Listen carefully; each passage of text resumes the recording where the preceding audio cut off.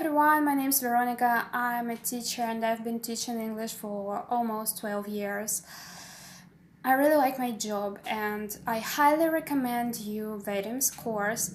I signed up for it as I wanted to improve my teaching skills. I wanted to find out more about his methods. I wanted to learn something new as well, and actually there was some new vocabulary and maybe not too much new vocabulary, but I wanted to work on my flow, as sometimes it took me too much to think, sometimes I was a bit slow, and actually in real life when I speak Russian I have the same problem. Sometimes I'm a bit slow and sometimes I'm too shy when I speak in front of the camera or in front of the audience, the people I don't know.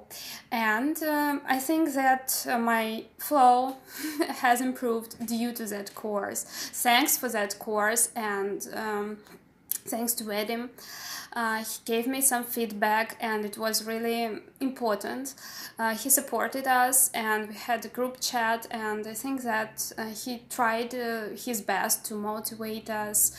And I liked the consequence of the tasks and everything he included in the course. I liked the videos, and I really like Vadim's approach and I look up to him as a great professional, so I highly recommend you to sign up for his course.